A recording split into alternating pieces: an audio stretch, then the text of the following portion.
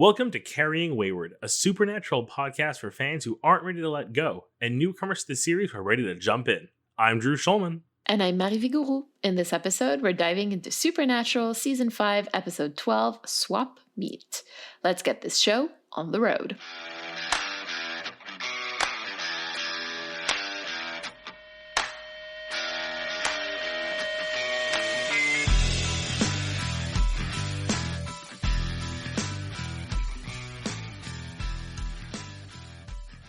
Can't decide about the title of this episode. I love it, but it's such a bad joke. I mean, it sort of sounds like the sound that accompanied pudding. Oh, no, don't. We were past that. It was over. But genuinely, you know what? Like, for a show that's really good at, like, silly titles or, like, references, this is, like, a low-level pun, but such a pun that I love. It really quickly makes it evident what's happening before the official reveal and then the actual, like, title card. As soon as I had, like, writing my notes and I'm like, what is this, some kid in Sam's body? You know, I don't hate this episode. It is usually a skip, but I don't hate it. So it's a nice break from, like, me hating episodes.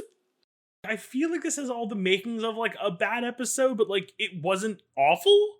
You're absolutely right. It has all the makings of a bad episode, but it's not actually terrible. It's not great, but it's not terrible. Are you ready to recap the episode? Count me down. All right. 3, 2, 1, go. Cold open on Sam in a bar, acting incredibly out of character, ordering the most disgusting drink on any menu ever, getting hit on by a woman, realizing that they're going to go hook up, and then a reveal that it clearly isn't Sam, it's some kid in Sam's body, which leads to so many gross questions I have to ask that we're not going to ask. Time jump to earlier. We find out it's some kid who knocked Sam out with a blow dart the first time this episode, and then somehow switched their bodies, and he's surprised to find out that Sam's still, like, around later. That's another thing. He's apparently doing this because a demon told his friend to do it, and he's gonna try to kill Dean, and Dean just doesn't figure any of this out, and they still manage to solve their initial case, which involves their old babysitter, which is a really weird B plot because it seems like it would be more important. Sam gets caught with another blow dart and tied up in the basement. They summon a demon. Demon goes after Dean. Dean and this Gary kid who took over Sam's body decide, screw it, we're going to work together and stop this demon. They return everything back to normal time. I don't got much to say. The episode says it all pretty plainly. It really has, like, all the flavors of a filler episode. Yeah, a filling episode. You can say that. I feel like there's so many little things I could nitpick about this episode that just, like, you have to suspend so much more belief than usual. Oh, Gary seems kind of interesting. Like, I'm okay with him. Oh, I hate him with a burning passion. He's basically the reincarnation of the kid from Asylum that I hated. Yes! That's really funny. And then by the end of it, I was like, I guess I'm kind of okay with him, even though he really doesn't deserve it.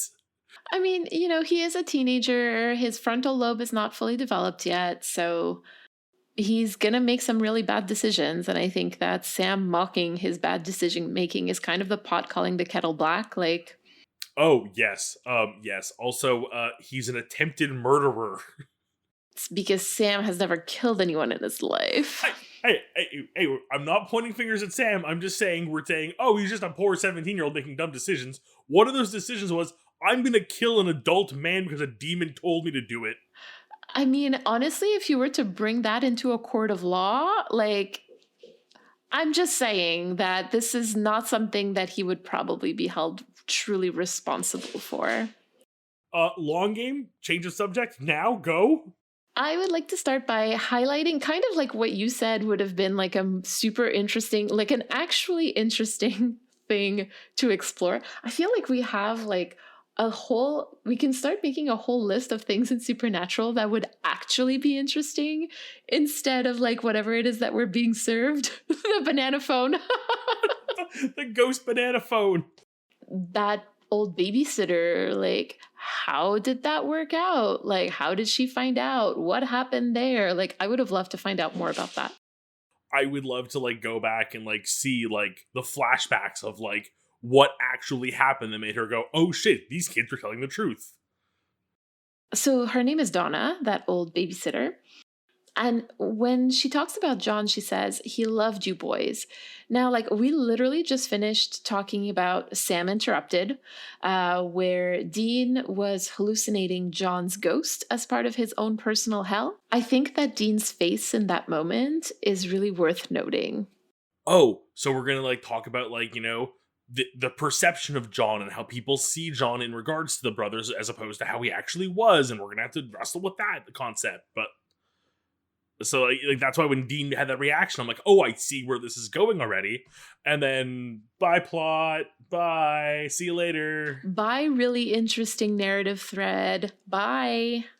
Unfortunately, that doesn't really get picked up at any point later, although it is something that I do wish that we had had. I feel like we'll bring it up enough. And I feel like we've talked about this before, but this is one of the first times that like we see Sam choose a salad instead of burgers. And I remember having this exact conversation with you. So I don't want to say it's the first time, but this is like relevant plot wise, right? So I think that this is now becoming a part of Sam's character. And the writers are now like intentionally writing it in. It's not just like, or not that it wasn't intentional before, but it's used with purpose, with narrative purpose. So it's not just like a little detail to build character. It's now something that is used for plot. There is this weird, like, Mandela effect almost with Sam, where it's like, I truly believe he's always been the healthy eater of the two and like always kind of like the salad eating guy. Like that, it was always sort of like we're going to go to a restaurant and I'm going to order the healthy thing and Dean's going to order the grossest thing on the menu. Like that's a perception I've had of them both before watching the show and while we were watching it initially now with you. So to have the realization of, you're right, like it wasn't ever like really a big thing. And like, you're right, I can picture them just going each getting a burger or sharing a pizza. Like it was never like a big deal, but it's so ingrained in Sam's character. And I think that's from a cultural osmosis. I genuinely feel that way too, because when we started rewatching, one of the things that I like kind of paid attention to without really putting it in the long game for some reason was actually the meals that they were eating. And until very recently, like that wasn't, like the meals weren't differentiated. But you're right. Like it definitely feels like a thing where it's like, you're right. Like I can picture moments where this isn't true, but it feels like it's always been true.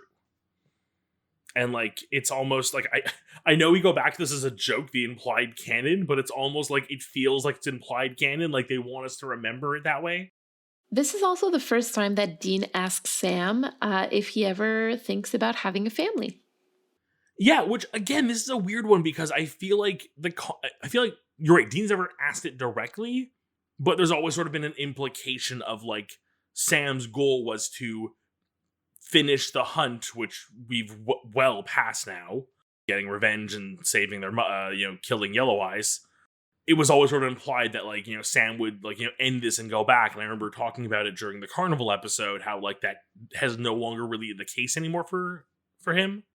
A little bit of irony here in that Dean brings it up to Sam thinking that's what Sam still wants. And Sam doesn't think to ask Dean because he knows Dean doesn't want that. Or he thinks. But that's things. It feels like Dean kind of wants that now. Mm-hmm. Well, this sort of feels like, so Drew, do you like, would you be thinking about ice cream right now? You know what I mean? Like when in the end, I'm the one who wants to go get ice cream, but I'm just like, hey, like. Oh, while you're up getting yourself water that you clearly wanted, could you also fetch me a glass of water? What was it? That woman on TikTok who would like hide her husband's phone in the kitchen and then she would text him and then he would go, and while he was in the kitchen, she'd be like, oh, can you bring me back some chips or something? I just thought that was brilliant. Yeah, at this point, I mean, they've talked about the impossibility of having a family with the job that they do. Sam doesn't talk about going back to like a normal life after this. So I feel like this is kind of being brought up at a really strategic moment in the season. Yeah, I kind of see what you're going at there. I kind of get the vibe that like we're kind of starting to build a narrative of where Dean sees himself when hopefully this apocalypse is handled. I'm not sure that this is where he sees himself so much as where he like would like to imagine himself. Do you see the very subtle difference? He's now in a point where he's like, oh, if we get through this apocalypse, what is next for us? Maybe whatever the hunter's version of retirement is for me. Toes in the sand at the beach or something, that'd be sweet. So when Dean and Gary Sam, I in the notes I have him as Gary Sam, meaning like Gary in Sam's body. So just to make sure. I've adopted the nomenclature for it. I not immediately, like I saw you start using, so I flipped to it for a bit. Does that mean we also have Sam Gary, which is Sam and Gary's body? So just, this is the thing where it's like I can never remember which way it's gonna go properly, so it'll be interchangeable, and I apologize. No, I know I was gonna say, like, I tried to keep it constant in my notes, but it's been a challenge. When Dean and Gary in the body of Sam are in the basement of Isaiah Pickett's house, and Dean goes Willow Moss, I just want to do a really quick like throwback to our herbology corner, because they never show the actual plants, so we can't really talk about whether or not they get it right. They were just like, oh no, we can't show it anymore because we've been screwing it up too much.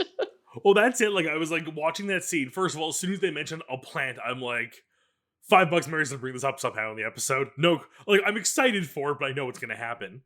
Because they do show, like, just the ground for, like, a second or two, and there's some green there, but, like, not enough to identify what kind of plant it is. Yeah, no, they don't really. I think they were called out a few, I don't know, maybe they weren't. They weren't, or maybe they just didn't have the budget to put extra plants there. Like, because I know that, supernatural budgets, I mean, I made a joke out of it, but, like, it's actually true. Like, supernatural budgets were really, really tight. And so, like, sometimes budget just did not permit certain things. Like proper CG when using a blow dart gun, because, oh, is that bad. Just with the facts they give us about Willow Moss growing over a witch's grave, we can't really fact check that one per se. No, I can't find that in Google Scholar, sadly. We need more witch scholars. Yeah, there you go. Google Witch Scholar. Are we ready to head into story time? Let's go. So today our theme is habits. Surprisingly simple, but I'm hoping there's more to it. The word habit in French, little detour into like the French language, actually means clothes. Indeed, when I looked it up, our current English word habit takes its roots in Latin habere. And by the way, just completely, like, between the time that I wrote this and the time that we're recording this episode, I actually heard the term habit in English to mean like religious clothing. So just funny little thing there. So it takes its roots in Latin habere, which means to have, and that created words such as, like the French, les habits, to describe clothes, and specifically like formal ecclesiastical clothes, but also conduct, interestingly, and words like habiter and inhabit, which means to live in. So we have basically words that describe things that people have and things that people use every single day of their lives to talk about habits. That's so interesting. First, the fact that you bring up the use of the term habit in English as a religious article, like, I expected that's where we were going to go with this conversation, because to me, the other homophone for habit is what a nun wears. A nun wears a habit. Basically like a religious outfit. So, like, right away, it was one of those things where it's like, my gear started turning as you were talking. And I'm like, oh, I can see where these dots are going to connect already. I love this. But I did not see the inhabit one coming. That's so interesting. In this case, what I really want to look at in this episode is, like, the things that we truly do every day. Not the things that, like, we want to do every day or that we wish we did every day. But, like, what is it that makes up our true routine and our true habits, and therefore who we really are and what we do? Well, I think that's a pretty easy way to look at this episode, I'll be honest. I think especially given the Gary Sam Gary kind of flipping there, it's a really easy way to look at it. Like, I love this theme for this episode. I think it's gonna be a really fun one to go into. So I think we can both agree this is a pretty Sam heavy episode. And I actually think we need to start with the salad. Because it's really established in this episode and in that moment that Sam has been eating differently from Dean for some time now. But like we've discussed, this wasn't always the case, right? Like sometimes they would eat like together and they would eat the same thing. They would both eat burgers, especially in the early seasons. So I'm kind of wondering, one, when did that change happen? Because we know here that it has been a while, because Dean is like, oh yeah, like it's kind of an established thing. I would argue that this change happened at the start of season 5, because I think that Sam got we know that he got supernaturally clean from demon blood, and I feel like it would make a lot of sense for him to start being more careful about like what he ate. And just as a disclaimer, I really want to say that the whole clean eating thing has a lot to unpack, or like there's a lot to unpack there, which I just don't think that now is the time to talk about that. Obviously I don't think that some foods are clean and some foods are not, but I can totally see how somebody in Sam's situation would find relatability there, right? Would find something to anchor himself in that. So I can totally see that like this is something that he would anchor himself to. But that's, this is a theme that's going to follow Sam for future seasons. So we will get other opportunities to explore it. But I think that for this episode, it's like safe to say that his eating habits are or at least a part of what makes Sam Sam. Funny that this comes up here because it really does feel like it's always been the case for Sam. Like Sam has always been the healthy eater. Like I have images in my mind of past episodes of them sitting in restaurants and Sam giving Dean a look over something he ordered. Like this has been going on forever, but you're right. It really is this more recent development. I just don't think that Sam was like constantly going for salads. He just wasn't going for the extra bacon, extra cheese that Dean was going for his burgers. With a fried egg on top, thank you very much. When we're talking about eating habits, like those things, the nuances of it matter. I think that Sam is no longer eating burgers at all. He's only eating salads, or at the very least, like often choosing salads over burgers, right? This also sort of has big, like early 2000s diet culture energy of like, like this is the emblem of a healthy person going to a fast food place but getting the salad on the menu. I mean, it's the whole clean eating thing that's a part of diet culture, right? So I completely agree with you there. Yeah, I remember that trend of every fast food place coming out with their version of their salad. And then, years later, the realization of like, that salad had as many calories as the Big Mac. There was no point. So much about this episode, though it is about Sam, it's almost about Sam because it's about Gary's actions as Sam. Whereas Sam in Gary's body is mostly pushing the plot forward, Gary in Sam's body is developing Sam's character more and making Dean reflect on himself, which is such a weird, like, it does so much with so little. Like, it seems it's just a gag, but like we get so much out of it. Yeah, I feel like this is a staple of this episode where like the things that could have been done aren't done, and like the tiny little things that don't seem that important actually can tell us quite a bit about the characters, which Gary has Sam living his life in these little ways that are more like free from a defined destiny, because that's what Gary is trying to escape, is this like perceived destiny that is written for him. Like, it even seems to Dean, like Dean is getting this vibe. There's multiple times that Dean goes like, oh, you seem different. And just like, again, we'll get to Dean's side of this later because I have a lot of questions. But it's sort of just like, it puts into perspective that like, no matter how big or small the world is, your problems matter to you. And like finding your own ways to escape those things, whether they be just getting a good burger or listening to music or changing your soul with someone else's body. Everyone copes in their own way. And I think it's seeing Sam relax a bit. And like, obviously, like the context is like the fact that everything's kind of flipped into him. The thing Gary is escaping is super small by comparison. But it's getting away for a minute. It's enjoying that small victory. It's walking away from those habits, basically, right? I'm not going to break into song, but it is breaking the habit tonight. When you were talking, it sort of made me realize that both Sam and Gary are trying to escape their own destiny. I think that's where so much of the like connective tissue and why there's so much to glean from Gary posing as Sam is because they're both not trying to do the same things. I think in this case, this is the like, we're seeing what Dean is seeing in Sam is the what if Sam did let go and like take a breather and kind of accept that they're going to get through this, or what it could look like to be past this and just be happy. Gary, who's inhabiting Sam, thinks he's achieved this already. Gary sees Sam as someone who is free, whereas in Sam's mind, Gary is free. He's free to do whatever he wants with the life that he's been given, right? Oh, that's good. So last episode, we talked about the anger that Sam feels and how like being angry doesn't make him a bad person. What defines him are more like the choices that he makes and the action that he decides to take.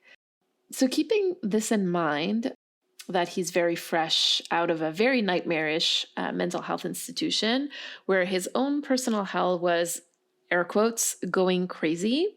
I'm quoting from the episode, basically being very violent. I think that when he saw his reflection in the cop car window and saw Gary, I want to note that he could have resorted to physical violence, but he didn't. He managed to stay calm, or at least as calm as he could. And I think that that has to do with who Sam is and what he puts into practice every day. Habitually, Sam is prone to outbursts. I kept waiting for him to stand up and punch Gary's dad. Not, again, the guy deserved a punch in the face, but the reality is I just kept expecting it because to me, that is Sam. That is Sam in a nutshell. Sam is the person who doesn't take lightly to this kind of stuff and can be angry and let it show and can act upon it. So the fact that we are seeing him so like surprisingly level-headed and reserved is just like, I wasn't expecting it. Did last week's adventures really have an effect on him like that? I don't see him as someone who acts violently upon the things that happen to him. I really don't see him that way. I think I would be really hard pressed to name you outside of the episode from last week and the one where Lucifer tells him to fan that anger in his belly. I would be really hard pressed to name an episode where Sam's anger got the best of him or almost got the best of him, whereas it would be really easy for me to pinpoint a few about Dean. I think last week may have tinted my view of him a bit more and like expecting a little more of like an outburst from him. But I think it really is more of the emotional anger versus the actual acting upon it that we see from him. I think that that's exactly my point. Like, I feel like the show is trying to weave a character, like a narrative of Sam who is angry, but who is angry and is violent, right? Because those two things are separate, and I want to make sure that we see them separately. But we have never really seen a violent Sam. We've seen a rebellious Sam a lot. We've seen a very questioning Sam a lot. We've seen he pushes back, right? Well, but he doesn't have like outward displays of anger and outward displays of violence either. You're right. The anger seems to be a little less frequent than I think I'm thinking of it. I think last week, just the talk about his anger and his hurting of people was rightfully so blown out of proportions for the sake of the episode. Like, that was the point. But I think that's sort of where I was kind of expecting him to go a little bit in these moments. Like, I'm always kind of ready for the Sam outburst because he is much more wear his emotions on his sleeve and let his anger flow. So to see him through this entire episode, like, play his role, be so calm, like the fact that he actually went to school, like, I know obviously it's to get the book and because the situation in the locker, but like, why not? That's like Sam like just sneaks into school when everyone's in class, steals the locker package and like gets out. Like, but the fact that he actually like goes through and plays the part and is like calm and collected the whole time is, I mean, it's still very Sam. Like Sam is the smart one. Well, the smart one, like he's the one who needs to understand. And keep in mind that he looks like Gary, right? We see him looking like Jared, which, like makes us think like, why is this like full grown man in a high school? Like that makes no sense. But he looks like Gary. He can't just like take a car and go somewhere. You know what I mean? Like he would be picked up by the cops, which is exactly what happened, right? So he's trying to deal with the situation as best as he can with the resources that he has. And in this case, he also doesn't have his full strength. He has IBS. He's allergic to wheat gluten. Like there's just like so much that's going on with Sam that isn't about him. I think he's just trying to. I wasn't surprised that he went to school. That wasn't surprising to me. I feel like it's almost like it's a weird like, okay, I'm gonna like go like do some research. I'm gonna go undercover as Gary. That's the smart move. Also very Sam. It's funny. I was so focused like on the anger from last week and kind of seeing how he takes that and like focusing on his emotional state that I kind of forgot the like, oh yeah, Sam's like the smart nerdy one. Like he's gonna do the smart nerdy thing. But Drew, I feel like the gaslighting of last episode worked on you. Unfortunately. Well, hopefully we can get through that together. Shall we talk about Dean? So I think that Dean is confronted with a Sam that is more like him or like more agreeable to him. And he's not really sure how he feels about that. Because like in their usual dynamic, their habitual dynamic, if you will, basically it's all about annoying each other to no end because of food, because of mood, because of booze, music, and everything else. But in this episode, Gary and Sam's body is much more into the same things that Dean is also into. Breaking that habit like doesn't really feel right to Dean. See, it's interesting you say that because I feel like you're leaning on a Dean didn't like this or Dean was like unsure of it. Like, is that how you feel or how you're seeing it? I feel like he felt like something was off. He was like, something's wrong about this. He was suspicious, not mad, not sad, not like, but he was very suspicious. Like, that's what I mean. Like, something doesn't feel right. Here's my issue. I feel like if we were watching this episode again, but Sam was in the role of Sam instead of Gary playing Sam, so we were seeing it through Dean's eyes, as in like Jared physically playing his character, but acting the way Gary does, I feel like it would become a lot more obvious that something was up. You know what? I think that that's a really interesting question. And I think the fact that we have an audience perspective, I know I'm breaking story and critical here, but I think it's required for this.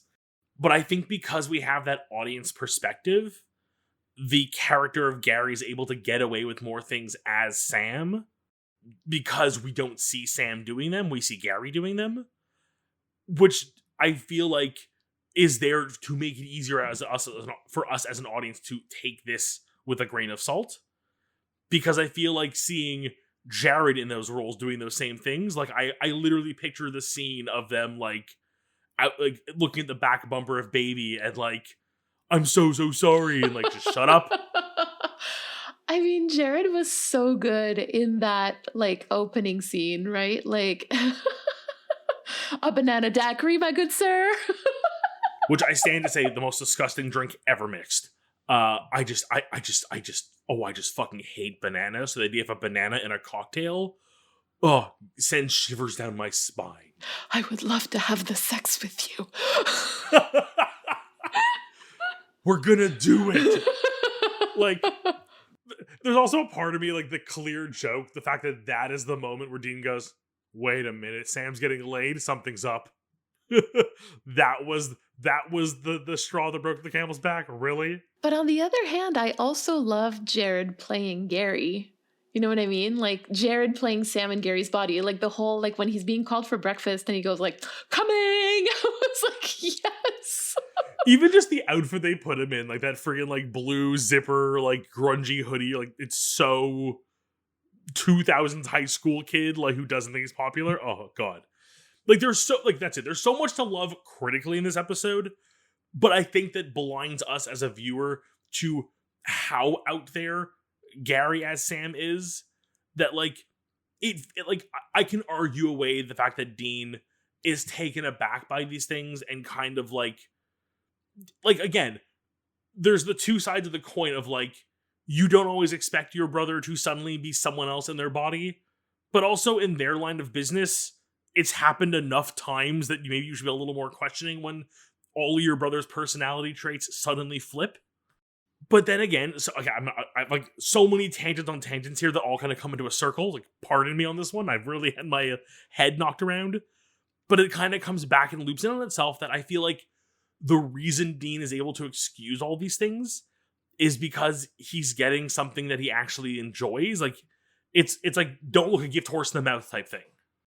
This might be a hot take, but I feel like this episode is kind of like the reverse Siren episode in a way, because like Dean gets, and I will put some very heavy air quotes on this, a little brother who looks up to him, which was, heavy air quotes again, all he ever wanted.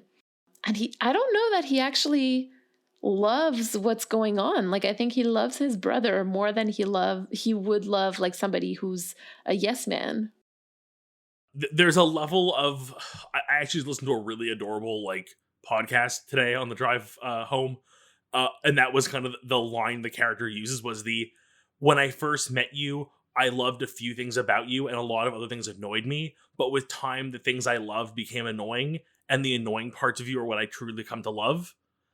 And it's like super adorable, and it's like, what a heartfelt moment. And like, I can picture those moments in my own relationship where like, I know the little foibles I have that are stupid, but they make my wife laugh and they give her a smile. Like, you know, we have those inside jokes based on that silly thing I've done or will do. I think that there's also something to be said about how the narrative that we have about someone or about a relationship that we're in is often more of a habit than a reality. You know, sometimes like I find that because Sam and Dean don't really talk about their relationship and aren't reflecting on it as much as I think that they should, a lot of that relationship is basically one person thinking one thing and the other person thinking another thing, and then the two never talking about it until like something big happens. And so all those moments, like before they get to actually talking, a narrative habit that they have in their heads, like, oh, he's taking a salad because da da da da, or like, oh, he's like hooking up with a chick because da da da da da. You know, like it's instead of like talking about, hey, you know, like I've noticed that you've been eating a lot of salad lately. What's up with that? It's every rom-com. How often have you been watching a rom-com and you just go, talk to each other?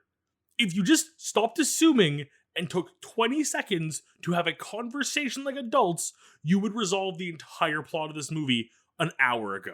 I mean, if the Winchester brothers actually talked to each other, there would be no plot. So, you know what I mean? Like, from the outside looking in, we all kind of do the thing of like, it's when you're watching a horror movie, like, oh, don't do that, I would never do that. But then when you're in those moments, like, I guarantee you we all do those things where like, you look at it, you're like, oh, how could this person on TV do this thing? It's such a moronic thing, as you were literally doing something equally as moronic the next day. But because you're in this situation, you've thought it through your own way, you convince yourself it's the right move, and you go ahead with it. You know, it's so much easier to see a problem when it's happening in front of you than when you're living it. That's very true. All of this to say, I've gone so back and forth on Dean here, and like what must be going through his head of, like, to us, it's super obvious that it's not him for so many reasons, but to Dean, it's just a few weird moments where, like, you know, Sam, like, you can rationalize it of, like, you know, he has been under a lot of stress lately. You know what? Today was a win. You know, we got to see an old family friend. Like, we should be in a good mood today. Or, like, I can imagine being in Dean's shoes and rationalizing those moments of, like, you know, Sam enjoying a burger when normally he's a salad guy, or, you know, saying those things like, we should get drunk together more often because, he's in a good mood today. Like, it's so easy in those moments to try to find the most rational solution that even when you live a life where doppelgangers are a thing, you don't always jump to those conclusions, because why would you? Because they don't talk to each other. Let's move on to critical time. So who was behind this episode? I'm very intrigued because it was really different. This episode was written by Julie Siege, Rebecca Dessertine, and Harvey Fedor or Feder. I'm not entirely sure how to pronounce it, sadly. And who directed this episode? It was directed by Robert Singer. Like, I don't want to say he's like a generic director now, but like he fits the mold so well. He always makes things feel right. So we'll talk about Robert Singer another day. In the meantime, Drew, can you read us an excerpt of the Hunter's Journal? My siblings and I all stayed in the old house, now empty except for memories and things we long outgrew. The folks hated that we all moved away. Not like mad hated, but like sad we couldn't do family dinners as often. Genuinely, I think deep down they really were happy to see all of us out in the world following our passions, even if they didn't actually know what I did for a living. We stayed up far too late, drinking booze from Dad's old liquor cabinet, old scotches and whiskeys that none of us really liked, but we knew he wouldn't want them to go to waste and we should enjoy them in his honor. We then stumbled room to room, going through our childhood things, old sports trophies for my sister, and remembering that time Dad almost knocked out a referee for a bad call, art projects from school years past that were once on the fridge and now in boxes and will likely end up being recycled. Just so many old things we hardly remembered until we held them again, and new stories came up. Well, the booze had done its job, and we all found our way back to our childhood bedrooms, and soon the two of them were snoring, which left me the last one awake. I reached for a book off my shelf, knowing I can't keep my eyes open for more than 2 pages anymore.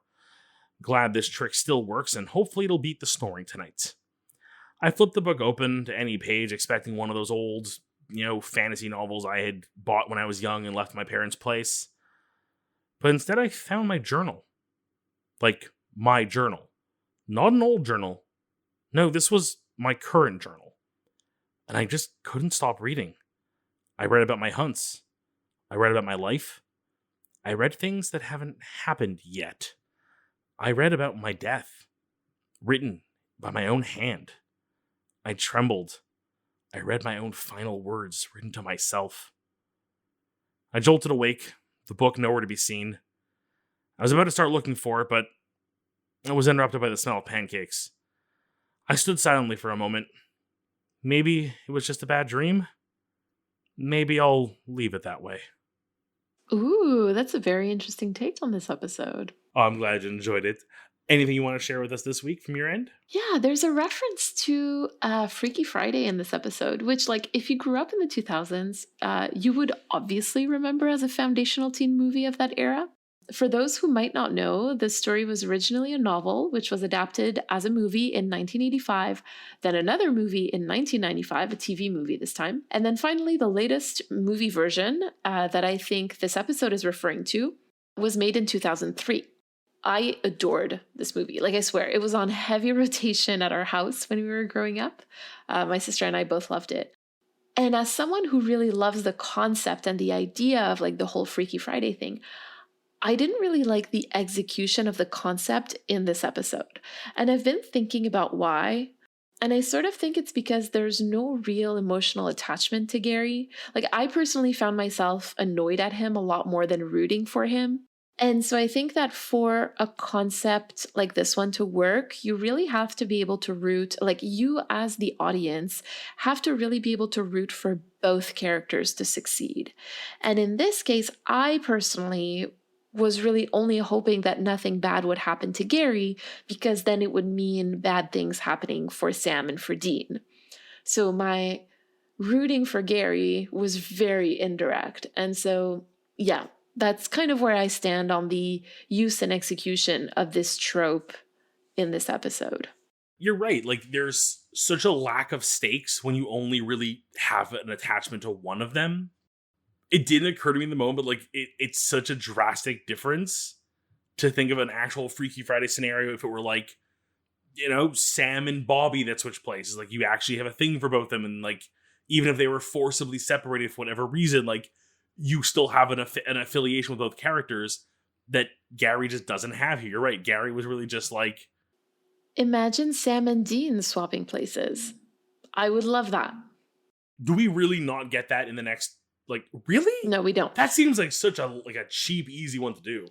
But like, I feel like that would have, been a lot more compelling for the audience to watch, because then not only do you get the humor of like Jensen playing Sam and Jared playing Dean, but you also get like the emotional attachment to both of them and like hoping that things get back to normal before next episode kind of thing.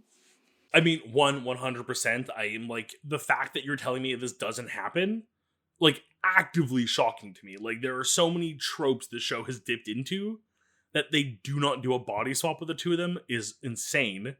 And then secondly, if only for the joke of somebody calling Jared playing Dean, just to have him go like, ugh, that's seems so unnatural to call me that. I love that.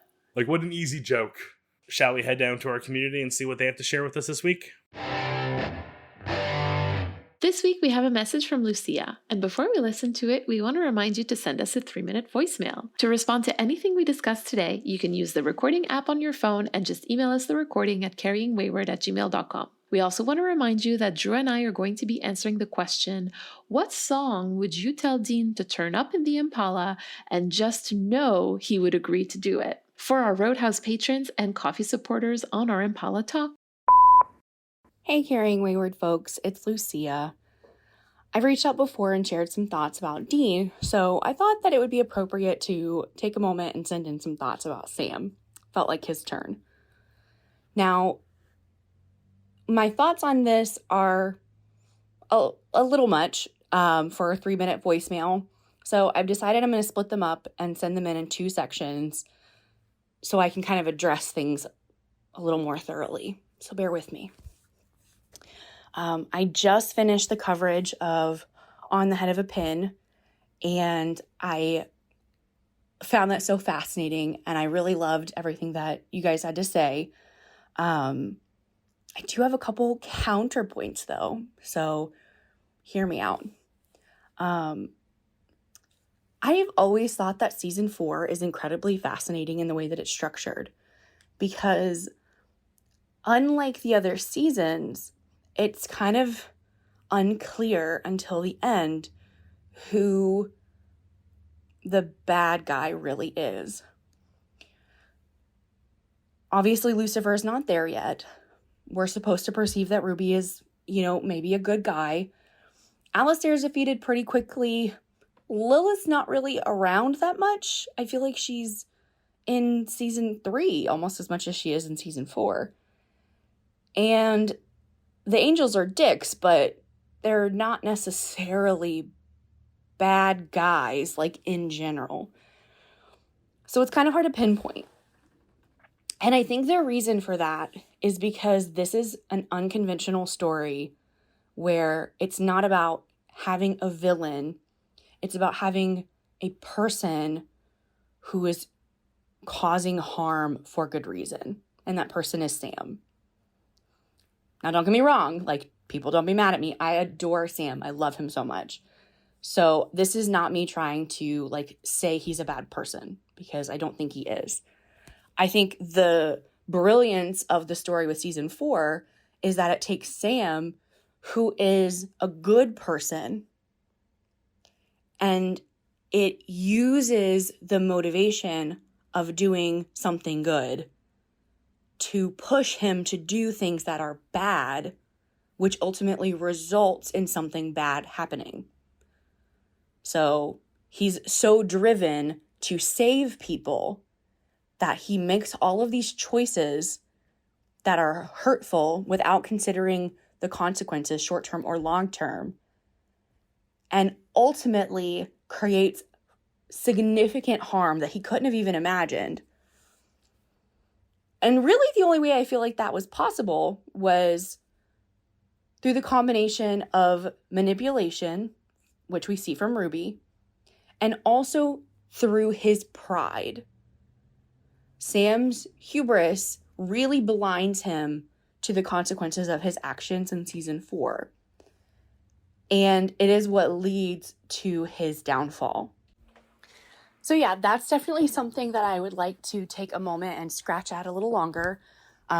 So I guess keep listening because I have some additional thoughts.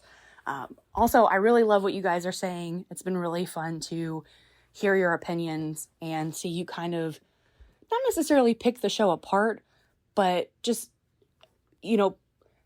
stretch it out a little bit and take some time to kind of look at each individual thread as it's woven together in order to better appreciate kind of the whole pattern.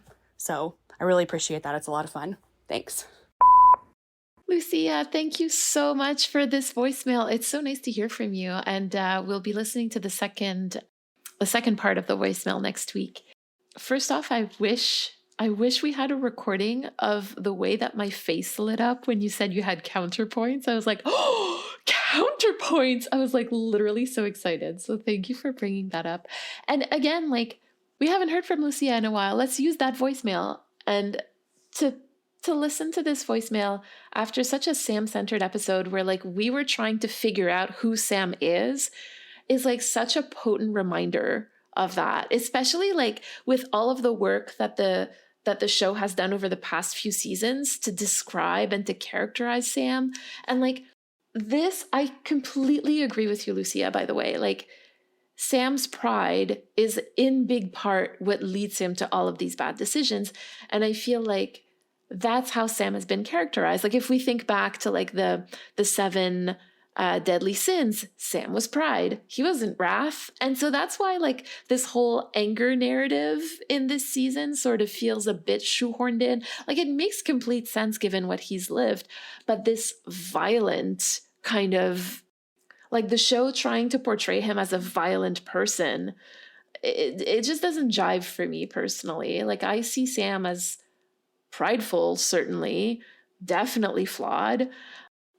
I have a lot of criticisms of Sam, but I don't see him as somebody who is inherently like violent and aggressive, right? Those are my thoughts. I can't wait to listen to the second part. Thank you so much for sharing. Thank you for an amazing voicemail. And it really got my brain turning here because you're right. Season 4 is so untraditional in its villain story. Because you're right. Like I will like I don't have the numbers, but I would bet a decent sum of money there is more Lilith in season 3 than season 4, despite her being labeled the big bad of the season. And I think it's a fake out. Really, I think you have it right. The big bad of the season is ultimately Sam being tricked into being the villain himself. And I think that's why the Ruby betrayal hurts even more, as I've made very apparent. Yes, exactly. And I do think that we have that discussion later in the season, like after On the Head of a Pin. Because I remember specifically talking about like season 6 of Buffy, where like the villain is not like the trio or whatever it is that they call themselves, but it's like depression. And I feel like, Lucia, like you've nailed it here by saying that the big bad of the season isn't like an actual big bad, right? Like, yeah, it's, you know what? It's subverting expectations. You have a Monster of the Week show. You expect a monster every week. And if there's going to be a big bad at the end of the season, it'll be a bigger monster. And then the reveal is, no, you were just being played. The real villain here was your ability to be tricked and to think you were doing the right these things for the right reason. I can't think of any great examples right now, but kind of those moments where you have a villain who's incredibly sympathetic because it seems like their goal is actually just. They're just going about it in a very like villainous method. There's a few animes that come to mind, but I'm not going to get too deep in this one. But like where you like, yeah, I mean, he's doing these evil things, but like I kind of get his point a little bit. Like he's just not doing it the right way. That's very like Sam. It's like he wasn't the bad guy. He was doing all the right things. He just, I guess they were bad things in the end. Oh, but he's not a bad guy. It's an amazing eye-opener and an amazing, like, as much as we do recap every season and do like full season recaps, to like look at like the monster at the end of that season, it's so interesting to think that it really isn't any of the ones we set up. let's go on and reflect on this episode. So, Drew, do you want to share what this episode called you to do? You know what? Very weird, because I really, looking back, couldn't think of something. And then in rewatching it today to take my notes, it occurred to me I had done something, and I don't know if the episode was directly responsible for making me do it, but like it's a very clear thing, and I've like made this connection, so I'm like retroactively calling it my call to action because I did it today. And that is just being very, very honest sometimes. I feel like I can get stuck in my head. I don't know if other people get this way. I'm sure people do, but like you get stuck in your head. I've criticized Sam for doing it in the show where he like doesn't say something until it's like literally the last possible second. It's too late almost. As the narrative of my own life continues to unfold, I have moved to a new province. I'm job hunting. It's not been the most lucrative market for jobs right now. I've had a little trouble finding some footing, and I finally got a job offer. And I turned to my wife and I said to her, I'm like, this isn't the job for me. I don't want to say yes to this just because it's an offer when it really seems like not worth it and not the right fit.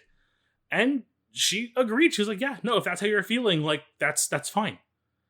And, me several months ago may have not done this, may have not been able to speak my truth, would have just sucked it up and said, I gotta get a job because I need a job. And I could be next week working in some office miserable.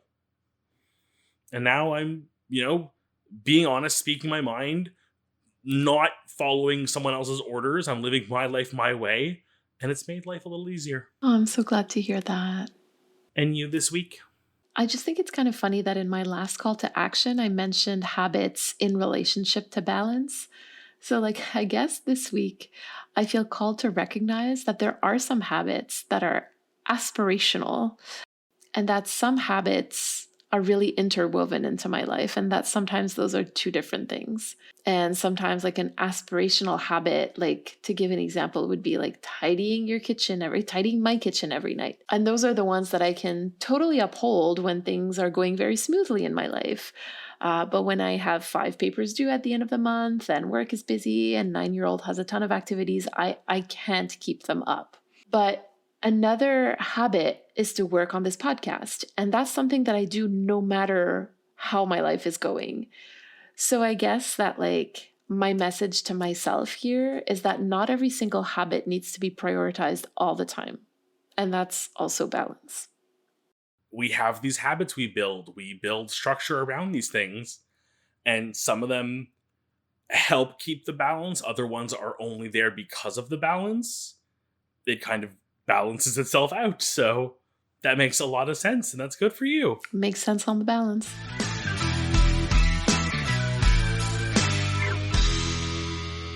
You've been listening to Carrying Wayward, a supernatural podcast produced by Rochelle Castellano, hosted by Drew Schulman and myself, Marie Vigourou. Thank you to our bunker patrons, Katira, Michelle, and Elle, for their generous support. This week, we'd like to thank Lucia for her message. Follow us on Twitter, Instagram, TikTok, and YouTube using @CarryingWayward, and leave us a rating and review on your podcast service of choice. And don't forget to join our Ko-fi or Patreon for perks and extra content. You can use the link in all of our social media bios or go directly to carryingwayward.com. Carry on, our wayward friends. Mwah, mwah. Oh, shit. Sorry, you can't hear me. I said, ooh, that's a really interesting take for this episode. Luckily, I'm recording on my end. It'd be surprised when I edit. There you go.